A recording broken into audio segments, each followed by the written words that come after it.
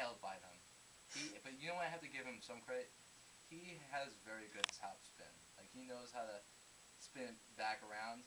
But you know what? If I was asked those kind of questions, I would not be able to avoid them. You know, one question was like, um, do you understand that the world that your daughters are going to be living in is going to be rougher than the time that we lived in, or something along those lines?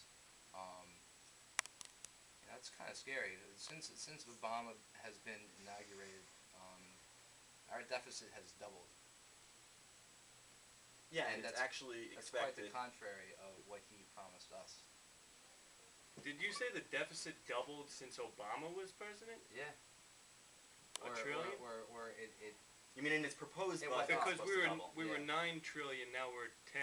It's just like Well, it went up.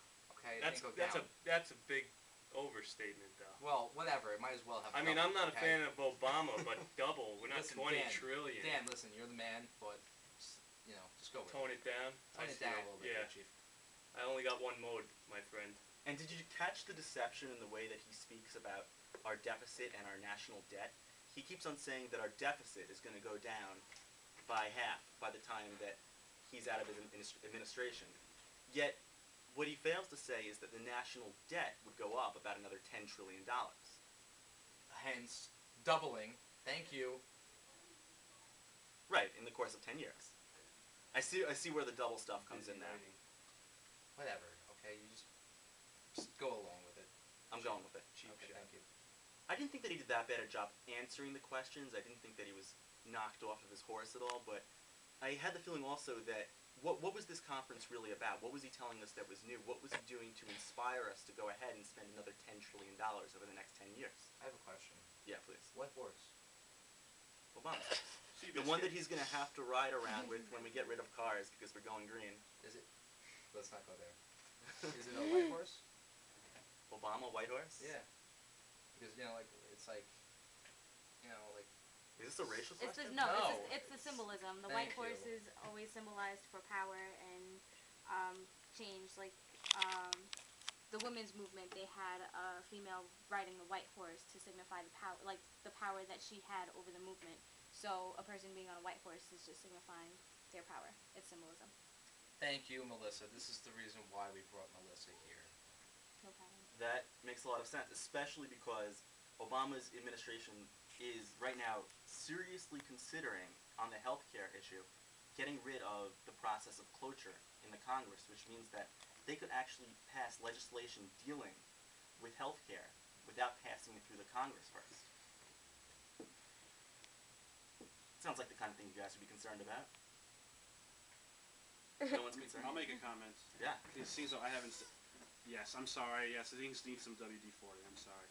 To make a comment, I work in the healthcare industry as a pharmacy technician, and I will say that, I do see a lot of, I have had to deal with a lot of state aid as far as customers go, and if they're going to do this whole, I don't know if Obama's proposing the same thing as Hillary Clinton did as far as a, nationwide healthcare program or anything along that lines. I will say that it will cause a lot of problems because, working in the healthcare business for about almost 5 years now, I know that, people who get state-funded aid, it always causes problems as far as businesses go. So I have a feeling that if all the state aids supply people with medications and stuff like that, or if they have, was it over in Europe or something? They have, they don't pay for the medications. They don't, they don't pay for if they're getting, in the hospital receive any care or anything like that. Everything's paid for. I think that, with our economy as bad as it is, I think the government paying for everything will cause a lot of problems.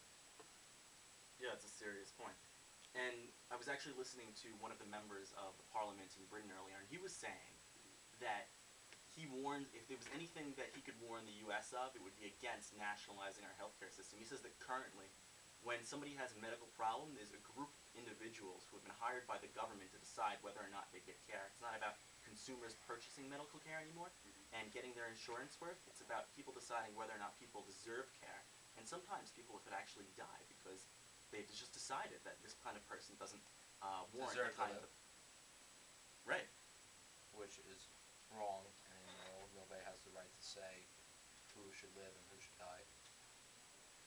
It does happen, though. It does happen, and that's a sad reality of the world that we're living in right now, and that's why we're here on OWWR, or Wesbury Web Radio.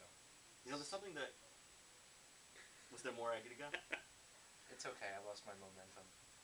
Do you know our number? No, I know where I am though. What's our IM? Our I am is OWWRNY. And our phone number is 516-876-4964.